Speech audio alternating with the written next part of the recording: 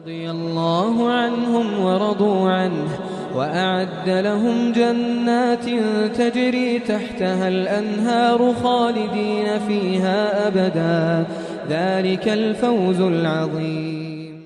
نحمده ونصلي على رسوله الكريم أما بعد فأعوذ بالله من الشيطان الرجيم رب اشرح لي صدري ويسر لي أمري واحلل عقدة من لساني يفقهوا قولي رب يسر ولا تعسر وتمم بالخير اللهم صل على محمد وعلى آل محمد كما صليت على إبراهيم وعلى آل إبراهيم إنك حميد مجيد سبحان ربك رب العزة عما يصفون وسلام على المرسلين والحمد لله رب العالمين. مکہ میں اللہ کے نبی صلی اللہ علیہ وسلم نے دعوت کا آغاز کیا، مدینہ میں مصعب بن عمیر نے دعوت کا آغاز کیا.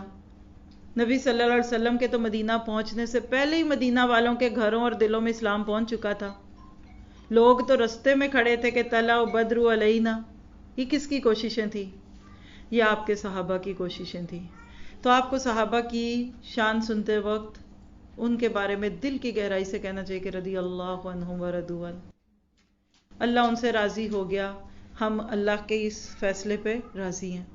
کسی صحابی کے بارے میں کوئی ایک غلط بات منہ سے نکالنا واللہ اپنے ایمان کو خطرے میں ڈالنا ہے، اپنی جنت کو داؤ پہ ڈالنا ہے. وہ ستارے تھے. اللہ کے نبی صلی اللہ علیہ وسلم نے فرمایا، ایک ضعیف روایت ہے اس کی سند میں آتا ہے لیکن وہ مضمون اور بہت جگہ سے ملتا ہے کہ آپ نے فرمایا کہ میرے صحابہ آسمان ہدایت کے ستارے ہیں، کسی ایک ستارے کے پیچھے بھی چلو گے تو راہ پالو گے. اب اس کو کال کہہ لیں، روایت کہہ لیں، کچھ بھی نہ سمجھے نا تو یہ بات سچی ہے. آپ دیکھیے کہ دنیا میں جہاں بھی آپ رہتے ہیں، اس ملک کی بات کر لیں، آج تک آپ نے کوئین کو نہیں دیکھا ہوگا میرے گمان کے مطابق. لیکن کوئین کا پیغام، اس کے بنائے ہوئے لاز اور اس کے رولز اینڈ ریگولیشن پورے ملک میں اپلائی ہو رہے ہیں نا. وہاں وزیر ہوں گے، وہاں منسٹر ہوں گے، وہاں سب ہوں گے نا. تو ملکہ کا نظام کن کے ذریعے سے چل رہا ہے؟ اس کے کارندوں کے ذریعے سے. بس یہی سمجھ لیں. اللہ کا وہ ایک بندہ جس کے پاس اسباب بھی اتنے نہیں تھے، وہ تو اپنے وقت میں اپنا کام کر کے چلا گیا. لیکن صحابہ کرام وہ خوش قسمت گروہ تھا جنہوں نے اس پیغام کو سینے سے لگایا اور زندگی کے آخری دم تک اسی راستے پہ چلتے گئے جس پہ اللہ کے نبی صلی اللہ علیہ وسلم نے چھوڑا تھا. آپ کہہ سکتے ہیں کہ نبی صلی اللہ علیہ وسلم کے بعد اتنے کم عرصے میں، یہ تو میں نے آپ کو حجۃ الوداع پہ کہا نا کہ لاکھوں تھے. اس کو ڈیفرنٹ اینگل سے دیکھیے گا. نبی صلی اللہ علیہ وسلم مکہ سے مدینہ آئے، اسلام مدینہ میں آ گیا. ہم مانتے ہیں کہ محبت تو مدینہ والوں کو پہلے ہو گئی تھی، لیکن واقعی آپ کے مدینہ میں آنے کے بعد ایک دم اسلام پھولا. پہلی مسلمان ریاست اسلام کے نام پہ مدینہ بن گئی. لیکن 10 سال کے عرصے میں وہاں سارے نظام نافذ ہوئے. وہاں وہ قانون بنا کر آپ نے صحابہ کی ٹریننگ کی، جس کے پھر ماڈل، جس کو آپ کہتے ہیں کہ جس کی ریپلیکیشن ابو بکر، عمر، عثمان، علی اور اس کے بعد کے ادوار میں ہوئی. آپ نے تھوڑے سے لوگوں کو ٹریننگ دی اور اس کے بعد وہ ٹرینر بن گئے، ٹریننگ دا ٹرینرز. اور ان صحابہ نے پھر وہ کارنامے انجام دیے. نبی صلی اللہ علیہ وسلم کی زندگی میں اسلام کی سرحدیں تبوک تک پہنچی. آپ پڑھ چکے ہیں کسی نہ کسی کلاس میں اگر کورس کیا ہوا ہے کہ آپ کی زندگی کی آخری بڑی جنگ غزوہ تبوک تھی. اور تبوک بالکل مدینہ سے نکلیں تو ملک شام کی طرف جاتی ہوئی سرحدوں پہ ہے. وہاں روب ڈال دیا کہ ہرقل کو آنکھیں کھولنے کی اجازت نہیں ہے، ہم یہاں تک آ گئے ہیں. That's it. اس کے بعد اللہ اپنے نبی کو لے گیا. مجھے قرآن کی وہ 2 جگہ ایک ہی آیت یاد آ رہی ہے جس کا خلاصہ کیا ہے کہ نبی اگر ہم آپ کو فوت کر دیں اور جس کا وعدہ آپ سے کیا جاتا ہے، فکر نہیں کریں، ہم آپ کے بعد وہ وعدہ پورا کریں گے. اور صحابہ کہتے ہیں کہ ان آیتوں میں اللہ نے اپنے نبی کو خوشخبری دی ہے کہ جو علاقے آپ کی زندگی میں نہیں فتح ہوئے وہ آپ کے صحابہ سے ہوں گے. آپ اس کو ایسے سمجھیے کہ دین کا کام اس مسجد میں ایک چھوٹی سی کلاس ہو رہی ہے اور آپ ماشاءاللہ سیکھ رہے ہیں. آپ کو تو نہیں پتا آپ کتنے قیمتی ہیں، لیکن اللہ کی قسم یہاں بھیجنے والی ذات کو پتا ہے کہ آپ کتنے قیمتی ہیں. اس نے ہزاروں لاکھوں میں سے آپ کو چنا. کتنے لوگ ہیں اس شہر میں؟ آپ کسی سے بھی فگرز اینڈ فیکٹ پوچھئے کہ لندن شہر میں کتنے مسلمان ہیں، اس کو بھی چھوٹا کر دیجئے، ویمبلے میں کتنے مسلمان ہیں. میرا اللہ ہزاروں میں تو ہوں گے اگر لاکھوں میں نہیں ہے، اور ان لاکھوں میں سے آپ چند کو اٹھا کر اللہ تعالیٰ نے ادھر بٹھا دیا، قرآن پڑھو۔ اور بھی ہوں گے، کوئی کسی اور مسجد میں پڑھیں گے، میں اس کی بات کر رہی ہوں جو مجھے پتا ہے۔ جس وقت آپ صبح گھر سے نکلے نا تو مسکرا کے نکلا کریں، پوری شان اور پوری آن کے ساتھ تیار ہوا کریں کہ اللہ تو نے مجھے چنا۔ جیسے آپ کہتے ہیں نا سب نہیں جا سکتے، بس تھوڑے سے لوگ جائیں گے، اللہ ہر ایک کو اس راستے پہ آنے اور اس پہ ٹھہرنے کی اجازت نہیں دیتا۔ ہائیلی سیکیورڈ وے ہے یہ وہ کلوز سرکٹ انٹیلیجنسز ہوتی ہیں، اللہ ان سینوں کو قرآن دیتا بھی نہیں، دے تو لے بھی لیتا ہے جو اس کو ڈیزرو نہیں کرتے۔ اللہ دلوں کو صاف کرتا ہے، اللہ پاک کرتا ہے، پھر وہ اٹھاتے ہیں اور چل پڑتے ہیں۔ نبی صلی اللہ علیہ وسلم کی دعا تو عمر بن خطاب کے لیے بھی تھی اور عمر بن ہشام کے لیے بھی تھی کہ اللہ ان کو ہدایت دے دے۔ صحابی کہتے ہیں جس دن عمر بن خطاب نبی صلی اللہ علیہ وسلم کی طرف آئے تو صحابہ ڈر گئے، عمر آ رہے ہیں اور ہاتھ میں ننگی تلوار ہے۔ تو دوسرے نے کہا فکر نہیں کرو، میں نے صبح سنا ہے کہ اللہ کے نبی دعا کر رہے تھے کہ اللہ اسلام کو یا تو عمر بن خطاب سے مدد دے دے یا عمر بن ہشام سے۔ اور عمر بن ہشام کون تھا؟ ابو جہل۔ دعا تو آپ نے ابو جہل کے لیے بھی مانگی تھی، لیکن وہاں طلب نہیں تھی، کھوٹا تھا، دل کا خالی تھا۔ اللہ نے نبی کی دعا کی بھی پرواہ نہیں کی کہ چلو اس کو بھی دے دیں تو اس کو بھی دے دیں، اور ابو جہل جو تھا وہ آپ کا دشمن بن کر دنیا سے چلا گیا۔ تو یاد رکھیے اللہ بہت سارے لوگوں میں سے کچھ کو چنتا ہے۔ صحابہ کرام کون تھے کہ جنہوں نے اپنے نبی کے راستوں میں اس وقت اپنی نظریں بچھائیں جب لوگ پتھر بچھاتے تھے؟ ابو بکر صدیق اپنے کپڑے کی دھجیاں کاٹ کاٹ کر اللہ کے نبی کے اوپر ڈالتے تھے، اور ان کی بیٹی کہتی ہیں کہ دشمنوں نے اتنا مارا تھا اس وقت جب آپ نے اسلام کا اظہار کیا اور لوگ نبی کے اوپر ٹوٹ پڑے کہ ابو بکر صدیق کے بال نوچ دیے، اور جب وہ آپ کے بال پکڑتے تو جڑوں سمیت لٹوں کی لٹیں آ رہی تھیں، بے ہوش ہو گئے، خون نکلنے لگا، اور جب ہوش آئی تو کہا صرف یہ بتاؤ کہ میرا نبی کیسا ہے؟ آپ کو بھی اس کی پڑی ہوئی ہے، اتنا کچھ تو آپ کو اس کے لیے سننا پڑا۔ کہا ہاں، کہا وہ ٹھیک ہے، خود اوپر گر گئے، نبی کو نیچے کر کے دفاع کر رہے ہیں۔ یہ صحابی تھے وہ۔ یہ آج باتیں لفاظی میں آپ سے کہوں تو میں تو آپ کو پوری نظمیں سنا دوں، میں تو آپ کو اتنی مروب کر دوں اپنے کلام سے کہ آپ کہیں گے کیا مزہ آ رہا ہے، بٹ ذرا یہاں سے باہر نکلیے۔ آج میں اور آپ، ہم بھی تو اسی نبی کے ساتھی ہیں۔ آج وہی قرآن اور آج وہی حدیث، وہ قرآن جس نے صحابہ کے دلوں کے اوپر اس طرح اثر کیا کہ آنکھیں بہہ نکلتی تھی، جنہوں نے اس قرآن کے نزول میں مدد کی تھی۔ یسألونک ماذا ینفقون، قرآن کی آیتیں اتری صحابہ کے اوپر۔ آج آپ لکھیے، دیکھیے بات اب میں بہت بڑی کہنے لگی ہوں، اللہ تعالیٰ مجھے معاف کرے کہ میں غلط بات نہ کہہ دوں۔ اگر آج کا جیسا مسلمان ہے ایسے ہوتے صحابہ تو اللہ کے نبی کا یہ دین پنپتا۔ مثال لے لیجئے تحویل قبلہ کی، سَيَقُولُ السُّفَهَاءُ مِنَ النَّاسِ مَا وَلَّاهُمْ عَنْ قِبْلَتِهِمُ الَّتِي كَانُوا عَلَيْهَا۔ امیجن تو کیجئے آج کا مسلمان، نام نہاد، ہر سال عمرے پہ جانے والا، الحاج کی ڈگری لگانے والا، مسجدوں میں قالین بچھانے والا، اور اس کے نام کے ساتھ کتنے سابقے لاحقے ہیں، اگر وہ اس وقت موجود ہوتے جب نبی نے نماز میں رخ موڑا تھا تو وہاں کیا حال ہوتے؟ ایک نہیں، دو نہیں، 10 گروہ بن چکے ہوتے مسجد میں۔ پولیس کو آنا پڑتا نعوذ باللہ کہ ان کی آپس کی لڑائی تو پہلے ختم کرو۔ جنگیں تب بھی شاید اتنی ہی ہوتی جتنی اب ہوئی، لیکن وہ دشمنوں سے نہیں ہونی تھی، وہ آپس میں ہونی تھی۔ صحابہ کا مقام دیکھیے، سمعنا و اطعنا، نماز میں بھی رخ پلٹا تو رخ پلٹ کے چل پڑے۔ یہ تھے صحابی۔ ایسے پیارے ساتھیوں کے ذریعے نفاذ اسلام ہوتا ہے۔ آپ کہہ لیجئے کہ اگر نبی اللہ کا دین لے کر آئے تو سنبھالا اس کو صحابی نے۔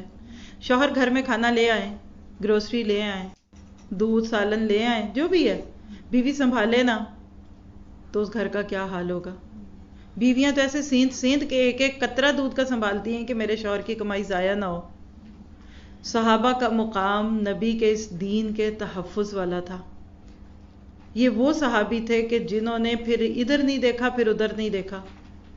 ابتدائی دور سے ابو بکر صدیق کا نام آج بار بار منہ پہ آ رہا ہے، لیکن جان کے پیچھے کر رہی ہوں کہ نہیں کل بات کریں گے اس پہ، آج نہیں کرنی، آج اوور آل بات کرنی ہے. لیکن دیکھ لیجئے ہے وہ سابقون الاولون میں سے. ایسے پیارے نبی کے ساتھی تھے کہ پھر ایسی دوستیاں نبھائیں کہ اللہ کے نبی صلی اللہ علیہ وسلم کو اللہ تعالیٰ نے تسلیاں دے دی کہ فکر نہ کر، تیرا رب تجھے تنہا نہیں چھوڑے گا. بڑے حوصلے والے تھے. علامہ اقبال کہتے ہیں نا کہ انہی کا کام ہے جن کے حوصلے ہیں زیادہ. صحابی بننا عام بندے کے بس کی بات بھی نہیں تھی. نبی کا ساتھ دینا، آج کسی دیندار کا ساتھ دے کے دیکھ لیں، آپ کو اندازہ تو ہو ہی جائے گا. عشر عشیر بھی نہیں ہے. ہم تو اپنی ذات کے خول سے نہیں نکلتے. ایک شادی کے آ جائے ہماری سال 2 سال برباد ہو جاتے ہیں. ایک دعوت آ جائے تو 2 مہینے پہلے تیاریاں. عید آ جائے تو پورا مہینہ ہم پیچھے پڑ جاتے ہیں. صحابہ وہ تھے جنہوں نے اپنے ذاتی تقاضوں کو پیچھے ڈال کر نبی کا ساتھ دیا، اور آج اللہ ان کو کہتا ہے رضی اللہ عنہم ورضوا عنہ. میں کہتی ہوں ساری دنیا کی ڈگریاں قربان ہے صرف اس ایک جملے پہ کہ رضی اللہ عنہ.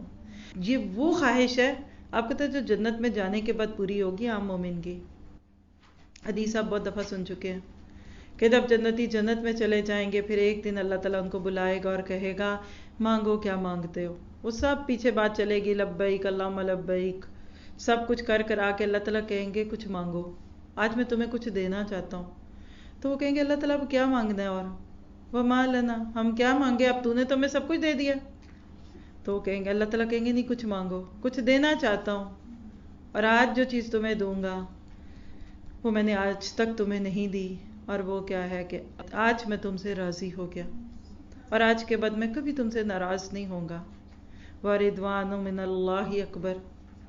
یعنی جنت میں جا کے آپ کو مجھے وہ مقام اللہ دے دے جو صحابی عام درجے کے صحابی کو دنیا میں مل گیا کہ رضی اللہ عنہ، اللہ ان سے راضی ہو گیا. ہماری زندگی کا سب سے خوبصورت وہ دن ہوگا جس دن اللہ ہمیں یہ کہہ دے گا کہ جا میں تجھ سے راضی ہوں، اب جو مرضی کر لے، اب تجھ سے نہیں پوچھنا. صحابہ کی شان بہت ہے کیونکہ انہوں نے کام بہت کیا، انہوں نے قربانیاں دی. آج میرے آپ کے سامنے تو اسلام کی یہ بہاریں ہیں نا، وہ اندلسیہ فتح کیا، وہ اسپین میں حکومت کی، وہ عمر کا دور، وہ ابو بکر کا. آج تو 1000 سال کی ہسٹری ہے ہمارے پاس، ہم کیوں نہ مسلمان ہوں.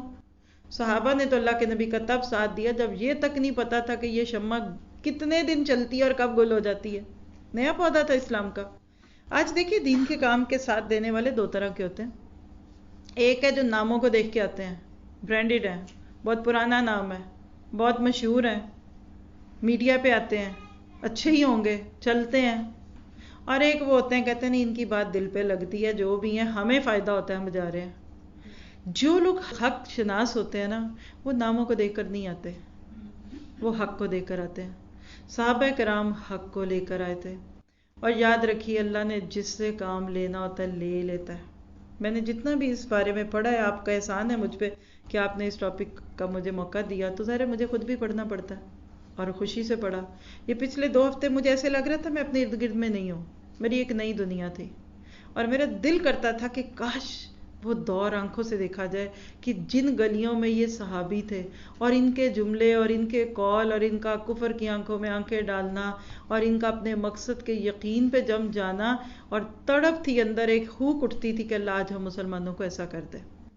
آج کی ڈیٹ لکھ لیں مسلمانوں کے حالات بدل سکتے ہیں اگر ہمارے اندر صحابہ کی خوبیاں آ جائیں.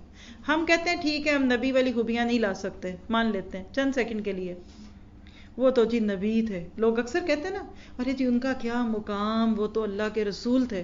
مان لو ٹھیک ہے، چلیے ابو بکر جیسے بن جاؤ، عمر جیسے بن جاؤ، علی اور حضرت عثمان اور اس کے بعد کے جتنے صحابہ ہیں ان کے جیسے بن جاؤ. تم یاد رکھو کہ تم اسی جگہ پہنچو گے جہاں وہ پہنچے. مجھے ایسے لگتا ہے گاڑی کا انجن اور اس کے قریب کی بوگی یا پھر کوئی 20 بوگیوں کے بعد آخری بوگی، جا سب ایک ہی جگہ رہے ہیں. اگر اللہ کے نبی اور صحابہ کے بیچ میں فرق کر بھی دیں گے نا ہم، تو آپ یاد رکھیے گا یہ بات کہ ان کی شان وہی ہے یا ان کا مقام وہی ہے جو کہ اللہ کے نبی صلی اللہ علیہ وسلم کی شان تھی. تو یاد رکھیے کہ آج ہم ان ساتھیوں کے بارے میں پڑھنا چاہ رہے ہیں کہ جن کے ذریعے سے اللہ کے نبی کو عروج ملا.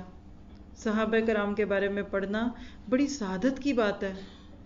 ابو بکر صدیق کو آپ دیکھیں گے تو نرمی کی علامت، بہت نرم مزاج، سوشل، برداشت بہت تھی، بہت زیادہ کائنڈ تھے، جنرس تھے۔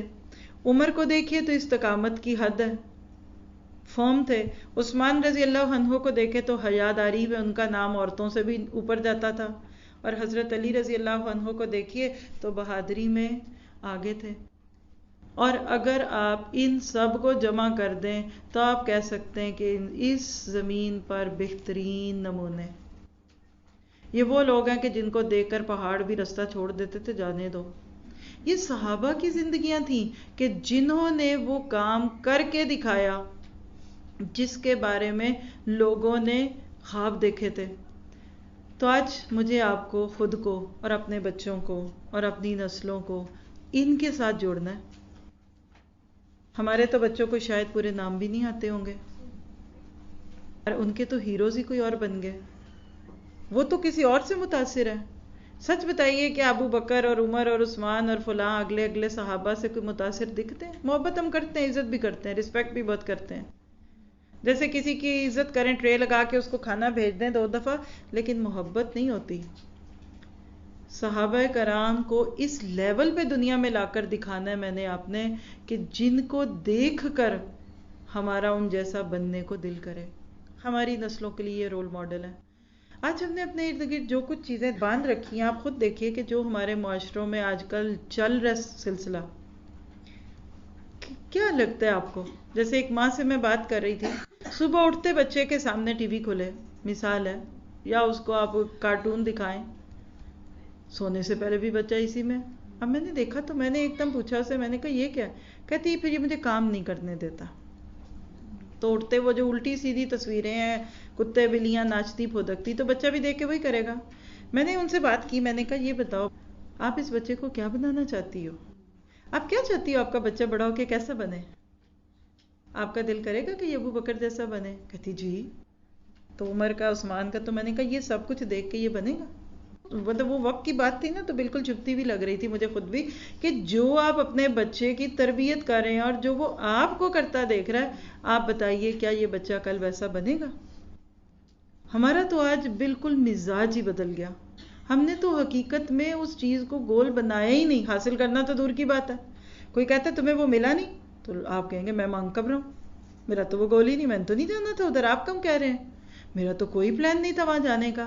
آج یہ حالات ہے، نہ ہمارے منصوبے، نہ ہمارے ارادے، اور نہ ہماری دعائیں، اور نہ ہماری خواہشیں۔ میں سچ کہوں گی آج کی ماں کی بالکل خواہش نہیں ہے کہ اس کا بیٹا ابو بکر، عمر، عثمان جیسا بنے۔ نام رکھ لیں گے، اٹس فائن، بننا نہیں چاہتے، بنیں گے تو ہم بنا کیسے رہے ان کو؟ کہاں سے بنیں گے؟ آپ جس سانچے میں ایک چیز کو ڈالیں گے وہ اسی میں جائے گی۔ صحابہ کرام کو اللہ تعالیٰ نے اس کام کے لیے چنا تھا کہ جو آج تک انسانیت میں ہو ہی نہیں پایا۔ تو ضرورت ہے اس بات کی کہ آج ہم اپنی ہسٹری سے خود کو بھی جوڑیں، اپنی نسلوں کو بھی جوڑیں۔ ہم دیکھیں کہ ہم اس دین کے نمائندے ہیں۔ اور پھر میں اپنے اوپر لے کے آپ کو بھی کہوں گی کہ ہم جو ویسٹ میں رہتے ہیں، بڑا شوق ہے ہمیں ویسٹ میں رہنے کا۔ اللہ کی قسم آپ ویسٹ میں رہ کر ابو بکر، عمر، عثمان، علی 4 کرداروں جیسے بن کے رہیں تو آپ کے میرے لیے کتنے راستے کھل چکے ہوتے آج تک۔ مکہ کی گلیوں میں اور مدینہ کی گلیوں میں ابو بکر اور ان کے ساتھیوں کا اور بعد کے صحابہ کا چلنا پھرنا اس بات کی دلیل تھی کہ تبدیلی ہمیشہ عمل سے آتی ہے، نعروں سے نہیں آتی، باتوں سے نہیں آتی۔ میں آپ سب کو دعوت دوں گی، چونکہ صحابہ ہیں تو مردوں کا خیال آتا ہے ذہن میں، حالانکہ صحابیات کے بھی قصے بہت ہیں۔ آج گھر جا کے اپنے شوہر، باپ، بھائی، بیٹے، جو بھی ماشاءاللہ اللہ سلامت رکھے گھروں کے مرد ہیں نا، موقع دے کے آج نہیں تو چلیں ویکینڈ تک صبر کریں، ان کے ساتھ بیٹھ کے بات کریں، ایسی دل کی باتیں، دکھ سکھ، آپ کیا چاہتے ہیں، آپ کا کیا دل کرتا ہے، آپ کو کیسا بننا ہے، اور تقابل کریں۔ سانچے میں رکھیں ابو بکر کو اور اس پہ چیک کریں اپنے گھر کے سارے مردوں کو۔ میں نہیں کہہ رہی ظاہری حال حلیہ ہی صرف، باقی سب بھی۔ حضرت عائشہ رضی اللہ تعالیٰ عنہ فرماتی ہیں کان ابا بکر رجل بکان، ابو بکر بڑا رونے والا شخص تھا، ان کو اپنی آنکھوں پہ قابو نہیں رہتا تھا جب وہ قرآن پڑھتے تھے۔ صبح کے وقت قرآن پڑھتے تھے، محلے والے پریشان ہو جاتے تھے کہ آج ہمارے قرآن میں بھی وہ سوز اور گداز ہے جو ابو بکر اور باقی صحابہ کے پڑھنے میں تھا. انہوں نے تو اتنی قربانیاں دیں، آج میں اور آپ کتنی قربانیاں دے رہے ہیں، یہ ہم سب کو دیکھنا ہے. یاد رکھیے وہ قوم کبھی بھی ابھر نہیں سکتی جو اپنی تاریخ سے ناطہ کاٹ دیتی ہے، توڑ دیتی ہے. اور اگر میں آپ کو تھوڑا سا صحابہ کے ساتھ ساتھ لے چلوں نا، تو صحابہ نے دین کے 2 طرح کے تقاضے پورے کیے. وہ کون سے تھے؟ اگر آپ صحابہ کی خوبیاں اور قربانیاں، اور آج کے دور میں مجھے آپ کو ان کے اپنے لیے ایک رول ماڈل بنانا ہے، تو یاد رکھیے کہ صحابہ کا ایک مکی دور تھا، ایک مدنی تھا. لکھ کے دیکھ لیں اپنے پاس. اگر آپ صحابہ جیسی زندگی کو اپنے لیے رول ماڈل بناتے ہیں نا، تو یا تو آپ ان کا مکی دور دیکھ لیجئے یا آپ ان کا مدنی دور دیکھیں. مکہ میں انہوں نے کیا کیا؟ جانی قربانیاں دی، ٹارچر سہے، بے عزتی کروائی، پتھروں پہ لٹائے گئے، اور ان کو اللہ معاف کرے کہ جانوروں کی طرح سے ہٹایا گیا. اور دوسری ان کی زندگی مدنی زندگی تھی. ہجرت سے پہلے کا دور مکی دور ہے، تو اس میں عزت کی قربانی دی، اس میں نام کی قربانی دی، وقت کے رواج، معاشرے اور خاندان کے ساتھ ٹکر لی. ظلم و ستم، تشدد، وہ ظلم و ستم جو صحابہ پہ ڈھائے گئے، آج کے مسلمان پہ اللہ نہ کرے ڈھائے جائیں. ہم تو کسی کی آنکھ میں اپنے بارے میں ہلکی سی حیرت دیکھ کے پریشان ہو جاتے ہیں. دور حکومتیں بدلتی ہیں، پاؤں ہمارے کانپنے لگتے ہیں. ہم اللہ سے نہیں ڈرتے، ہم حکومتوں سے ڈرتے ہیں. آپ صحابہ کو ذرا اپنے سامنے لے کر دیکھیں. اس وقت صحابہ نے جرت کا کام لیا کہ جب لوگ زبان کھولنے پہ زبان پہ کوئلے رکھوا دیتے تھے، جس بات کا حکم ہوا چل پڑتے. اللہ کے نبی صلی اللہ علیہ وسلم کے ساتھ صرف لفظی محبت نہیں تھی، عملی محبت بھی تھی. ایک شخص کفار کے ملک سے آیا تھا گھومتا ہوا، اور واپس جا کر اپنی قوم کو کہتا ہے میں نے بڑے بڑے بادشاہوں کے دربار دیکھے ہیں، پر جو محبت اس شخص کے ساتھیوں کو ان کے ساتھ ہے وہ میں نے کسی اور جگہ نہیں دیکھی. کہ آپ کے وضو کے پانی بھی نیچے نہیں گرنے دیتے، آپ کے قطرے پسینے کے سمیٹ کر اس کو جسم پہ ملا کرتے ہیں، اور جب کسی بات کا حکم دے دیں تو اس کو بجا لانے کے لیے تیار ہو جاتے ہیں. اتنے پیارے صحابہ تھے. مکہ میں جہاد نہیں ہوا. یہ جو ہمارے ذہن میں ایک گمان ہے نا، غلط فہمی ہے کہ صحابہ نے جنگیں کی. بلکہ یہ جب آپ کا فلائر بن رہا تھا نا، تو ٹریڈیشنلی جب یہ فلائر بنا تو پیچھے گھوڑوں پہ بیٹھے ہوئے فوجی تھے، تو میں نے کٹوایا. میں نے کہا یہی تو آج ہمارا کانسیپٹ ہے کہ صحابہ نے بیٹھ کے جنگیں کی. 13 سال کوئی جنگ ہی نہیں کی. آپ اپنے پر لیں. آج شدت پسند لوگ صحابہ کو کہتے ہیں خون کے پیاسے، لڑائیاں کرتے، انہوں نے یہ کیا وہ کیا. 13 سال کوئی جنگ نہیں کی. کفو ایدیکم، ہاتھ روک کے رکھو، ٹھیک ہے، نو پرابلم. مکہ میں صحابہ نے کوئی ایسی کوئی جنگ نہیں لڑی جس کی بنیاد پہ آپ کہیں. ہاں جب مدینہ پہنچے تو اذین للذین یقاتلون بانہم ظلموا، آیتیں نازل ہو گئی. اب اجازت ہے، سورہ حج کی آیت 39-40 کہ اب اجازت ہے کہ تمہیں اگر کوئی ظلم کرے تو تم پکڑ لو. وہاں کنٹرول کتنا تھا. میں سوچتی ہوں کہ مکہ میں جو صحابہ فوت ہو گئے ان کا کیا اجر ہے اور ان کی کیا قربانی ہے. ان کی قربانی وہ ہے جو اس وقت مسلمانوں کو دینی ہے. چل رہا سلسلہ پیچھے سے آگے بھی ہے. صحابہ کا 13 سال کا جو کردار میرے آپ کے لیے حجت ہے نا، وہ ہے وقت کے رواج سے الٹ چلو، اگینسٹ دا ٹائڈز. جو سب کر رہے تھے تم نے وہ نہیں کرنا. میں کہتی ہوں ہم مدنی دور صحابہ کا نہ بھی ڈسکس کریں نا، تو آج یہاں سے اٹھنے سے پہلے خود سے پوچھیں 13 سال کیا نیکی کی. نماز تو تھی نہیں. ہم تو آج کیا کہتے ہیں، نمازیں پڑھ لو، عمرہ کر لو، حج کر لو، قربانیاں دے آؤ، ایک بکرے کی کر دینا، ایک اونٹ کی کر دینا.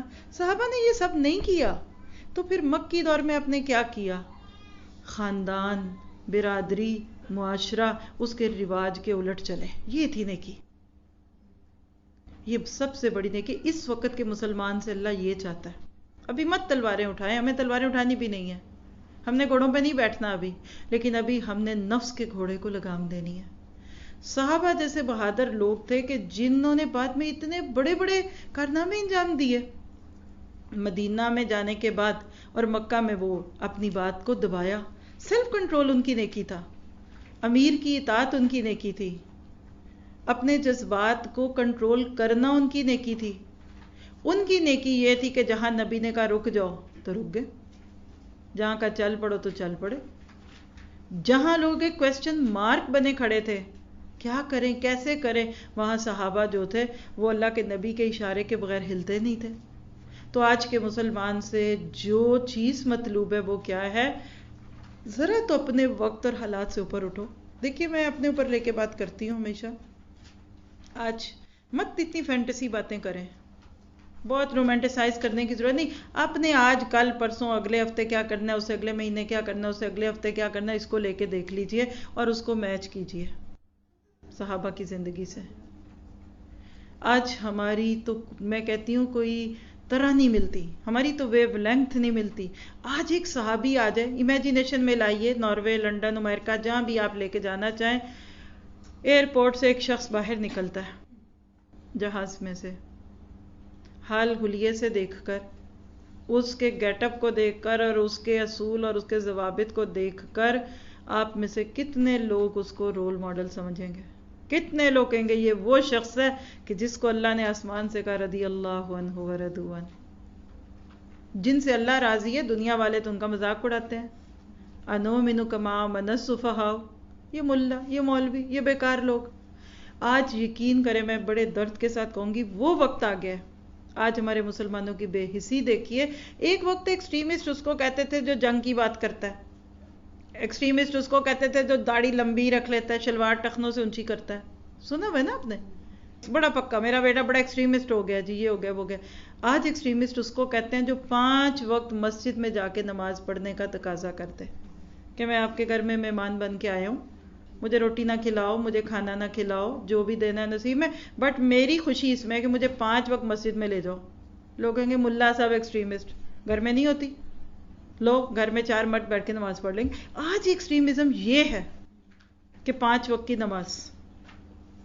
آپ ہفتے میں 1 دن کلاس میں چلے جائیں کسی جگہ جمعے کی نماز میں یا کہیں، کہیں گے اٹس اوکے. آج کے ایکسٹریمزم کے ہفتے میں 4 دن جائیں گے، آپ 2 دن جائیں گے، 3 دن، سارا ہفتہ ہی آپ نے لگا دیا. آپ کو پتہ ہے ایک ہفتے میں کتنے گھنٹے ہوتے ہیں؟ 24 کو 7 سے ضرب دے لیں، 250 کے قریب، 165 شاید کچھ اتنے بنتے ہیں. 165 گھنٹوں میں سے اگر آپ ایک ہفتے کی چلے 2 دن کی کلاس 8 گھنٹے بھی لگا لیں، زیادہ اتنی بھی نہیں ہوتی. جس نے وہ گھنٹے دیے 120 160 گھنٹے، اس میں سے 8 گھنٹے آپ اللہ کے راستے میں لگائیں، لوگ کہیں گے آپ کچھ زیادہ نہیں ہو گئی؟ ذرا دھیرے دھیرے لو، ذرا ٹھنڈے ٹھنڈے لو. اور آپ 2 کو 3 میں اور 3 کو 4 میں کریں. آپ صبح بھی آئیں اور آپ شام بھی آئیں ذرا اسکول میں، پھر دیکھیے لوگ آپ کا جینا دوبر کر دیں گے. کہتے نہیں پھر آپ بہت زیادہ ہو گئے. رضی اللہ عنہم ورضوا عنہ ذلك لمن خشي ربه